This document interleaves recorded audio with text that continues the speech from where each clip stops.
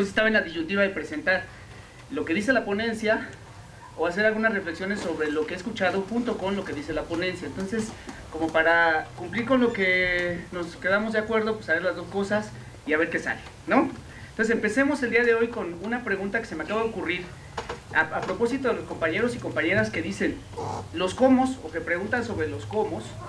Pareciera que esa es una de las grandes preguntas de la docencia, cómo, y buscamos los cómo por todos lados. Y se los digo porque soy docente, he estado con los niños, con los adolescentes, con adultos, jóvenes adultos y muy adultos, y entonces los profesores o los formadores se preguntan sobre los cómo, pero ahora yo me pregunto, ¿desde dónde se produce el cómo? Que eso es lo que debería de preocuparnos, porque resulta que yo puedo ser muy pragmático y hacer las cosas muy bien, y estar dañando absoluta y totalmente a la sociedad, y soy muy bueno, ¿no? De eso pregúntenle a los capitalistas. Hayek y Friedman, allá de Chicago, son muy buenos en lo que hicieron, sus teorías son muy buenas. Los capitalistas neoliberales son muy buenos y cumplen, pero están dañando terriblemente a la humanidad. Entonces no es el mero pragmatismo. Habría que preguntarnos entonces desde dónde se produce ese pragmatismo. Y ahora sí me meto con la pedagogía de lo cotidiano. Doctor, que también ahora que estaba hablando Alejandro, pensaba que es una pedagogía millennial, miren nada más, porque resulta que surge en los 80s, y es una pedagogía que va muy ad hoc con nosotros, entonces es muy actual, resulta actual la pedagogía, y útil, que ese sería el asunto donde me voy a centrar. Es útil porque nos ayuda en varias cosas. Fíjense ustedes, pensando en los cómo, ya no veamos que estos los talleres, los modelos de intervención, que siempre andamos buscando eso, ¿no? Como si fuera lo más importante de la vida y del universo. Y entonces nos llegan los manuales y llega todo, y ¡zas! Cuando lo vamos a aplicar, nada más no funciona. Es como el profesor, ¿verdad?, que quiere hacer una operación de un binomio, y lo quiere enseñar, pero no tiene la más remota idea de cómo se hace, y tampoco tiene la más remota idea de dónde viene. O que lo hace muy bien, pero tampoco sabe, ¿sí? Les contaba a algunos compañeros el asunto bueno, eso sucede en gastronomía, ¿no? Le pregunta uno a alguien, ¿por qué es que tienes que preparar así las cosas? Unos dicen, porque así me enseñó el maestro, porque así me dijeron. Los cómo, soy pragmático. Diría Freire que el que es así es meramente activista, es pragmático, pero no sabe de dónde ni por qué, y por lo tanto es difícil reflexionar entonces cómo hacerlo de otra manera. Entonces, en nuestro pensamiento capitalista hemos estado nosotros centrados en un asunto y en una educación que es eminentemente pragmática y que sirve a ciertos ideales sobre los que no reflexionamos siempre. Por ejemplo, ¿qué pasaba cuando surge la pedagogía de lo cotidiano? En los 80s. Teníamos un gobierno, para los que somos de aquella época, aunque estoy muy joven y todo, pero sí estaba en esa época. Entonces, en los años 80, cuando Carlos Salinas de Gortari llegó al gobierno, allá en aquella competencia con el buen Cuauhtémoc Cárdenas, que todavía vive y que anda por ahí, ¿verdad? Se pensaba y se hablaba de una reforma educativa, que dio lugar a la reforma de 93 y de 94, que fue una reforma tecnócrata neoliberal. Yo no sé si hoy en día el término tecnócrata neoliberal sea algo que habría que cuestionar, o que lo que pensemos ahora los que piensen, los que son más jóvenes, pero en esos entonces era un término en el que se hablaba, ¿no? Llegaba la tecnocracia, había que cambiarla. Había un cambio, por tanto, y una necesidad. Se da un cambio grande. En 93, donde se dice el cambio va a estar situado, va a estar fundado en el gran consenso que se hizo con sindicato, con autoridades, con profesores, con padres de familia, etcétera. Y así dice, si ustedes leen el documento, así dice. Allá surge la pedagogía de lo cotidiano. Y entonces servía. Fíjense, entonces servía. Sigue el tiempo y pues después de varios gobiernos, unos buenos, otros no tan buenos, otros peores, encontramos ahora un cambio en este año, que es la llegada del partido Morena y, por tanto, de la Cuarta Transformación Nacional, donde se dice en el documento también que la nueva escuela mexicana se funda y se basa, ¿verdad?, la reforma educativa, en un consenso que se hizo con padres de familia, con autoridades, con sindicatos, etcétera. Y entonces yo me pregunto, ¿qué está pasando ahí? ¿No? ¿Será que ya se nos olvidó aquello, o que nos están volviendo a dar lo mismo? ¿O será que realmente hay un cambio? Bueno, también hoy la pedagogía de lo cotidiano sirve. Y entonces, si sirve, la pregunta es ¿por qué no está? Esa sería la gran pregunta, ¿por qué no está? Y la respuesta es, pues porque no sirve a los intereses del capitalismo neoliberal. Así de sencillo. Y porque hay un ámbito antropológico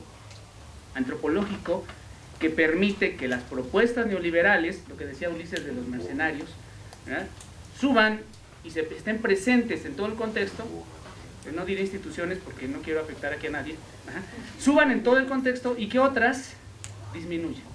Y entonces hay instituciones de primera e instituciones de segunda, educadores de primera y educadores de segunda. Pero las de primera son las neoliberales y las capitalistas.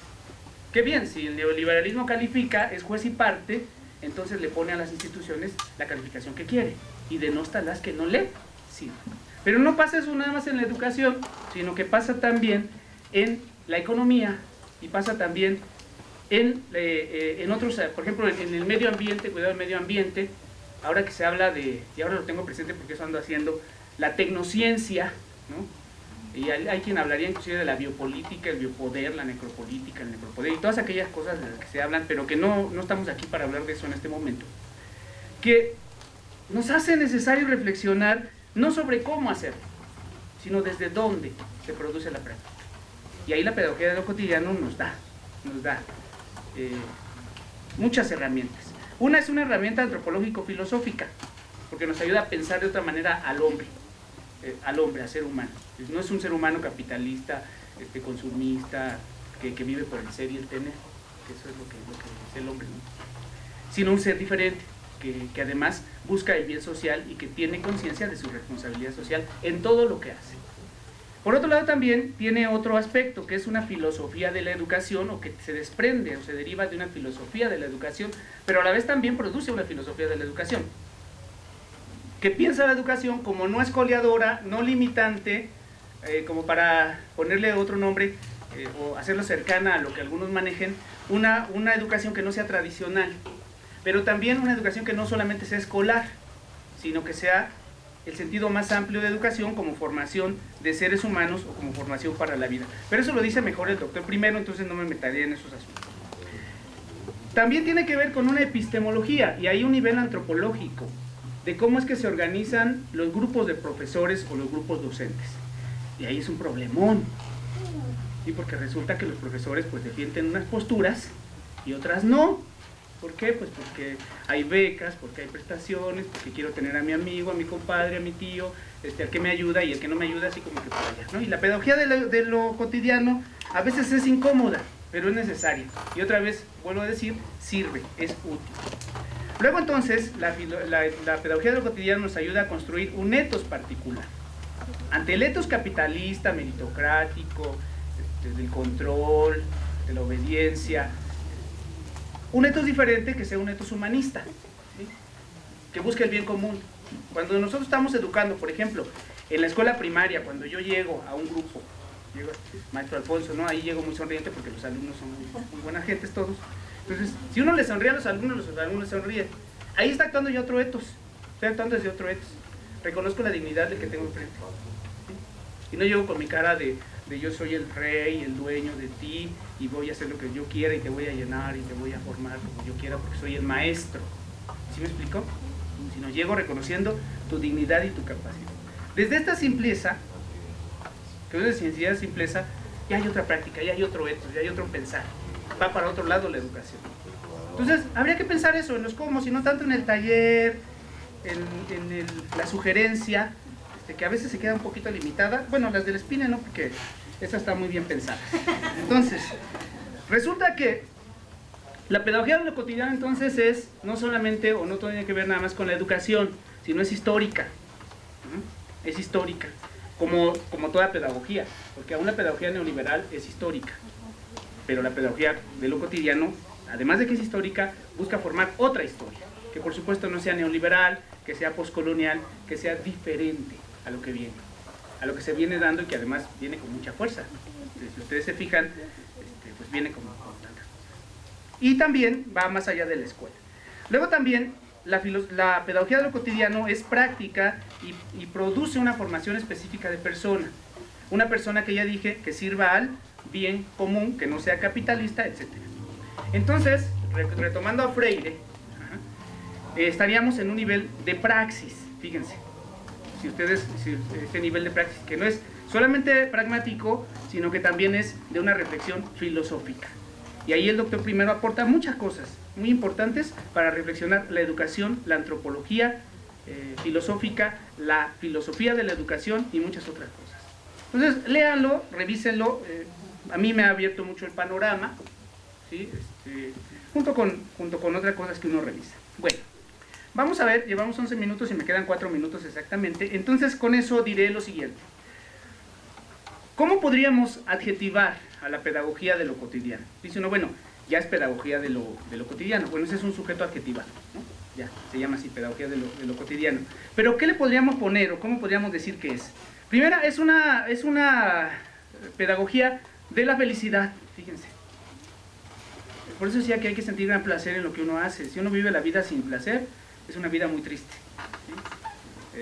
Bauman lo diría que es una vida en la tragedia, ¿sí? Pero es una vida triste. Habría que ver una vida feliz, ¿sí? Donde lo que estoy haciendo sirve para algo. No estoy ganando los millones, no estoy teniendo la gran mansión, la gran casa, etcétera, y todo lo que el capitalismo necesita, pero estoy contento con lo que hago y con el ser humano que soy. Y además sé que lo que estoy haciendo sirve a la sociedad, va para un lugar. No estoy dañando, y eso sería creo lo mejor, no estoy dañando a la sociedad, le estoy haciendo un bien, con responsabilidad social. Y ahí nos podemos preguntar todos ahí, pues, ¿qué ando haciendo yo en la educación? Formando para la paz, para la convivencia, para la competencia, para esto y para el otro. Inclusive el uso de las TIC, sin meterme aquí en escollos terribles, el uso de las TIC podría ser cuestionable desde cierto paradigma, ¿sí? Desde otro, no. Imagínense el uso de las TIC desde la pedagogía de lo cotidiano. Eso sería otra cosa, una cosa distinta. Y aquí añadimos un tema más. Vamos a cerrar, o más bien voy a cerrar. Entonces, la pedagogía de lo cotidiano es una pedagogía para la vida, para una vida feliz. No es una pedagogía nada más de lo escolar. Y vean si no, ya vimos todos el Joker, ¿no? Sí. ¿Sí ya lo vimos? Entonces, allí no aparece la escuela, ¿o alguien vio la escuela del Joker? No. No fue a la escuela, pero fue formado como ser humano en una pedagogía. Y lo que resulta le da una manera de vida. La pedagogía de lo cotidiano busca formar a la persona para una buena vida y que no andemos por ahí por la vida siendo jokers, los jokers mexicanos. Y por otro lado también tendría que ser una educación de virtudes, de la práctica de esas virtudes que nos lleve a la excelencia. Y fíjense ahí, no está peleada la pedagogía de lo cotidiano con la excelencia, ni está peleado con hacer las cosas bien. Porque a veces se dice, es que el capitalismo es bien eficiente, nada más busca los resultados, y como yo no soy capitalista, entonces voy a ser bien ineficiente y no voy a dar ningún tipo de resultados. No, al contrario, si estoy analizando y tengo responsabilidad social, pues mis resultados van a ser muy buenos. ¿Sí me explico? En el campo en donde me esté desarrollando. Eso es responsabilidad social. Bien, cierro para dar lugar a las preguntas. Que la pedagogía de lo cotidiano nos ayuda con un saber que produce un hacer útil, fíjense, útil para la humanidad y útil para el ser humano en sí mismo. No nada más para la humanidad, sino para el propio ser humano. Nos sirve, hay que valorarla. Y en ese sentido, sirva esto como un agradecimiento al doctor primero por lo que ha escrito y ha desarrollado. Que aunque hay fuerzas que tratan de marchitarla, la pedagogía de lo cotidiano, y esa palabra me encanta, resulta hasta hoy inmarcesible. Y además de inmarcesible, es una pedagogía que va creciendo y que va produciendo cada vez más. Entonces es una invitación a que la conozcan, quien no la conoce, y a quien la conoce, pues a seguirle cultivando para que crezca mejor. Muchas gracias.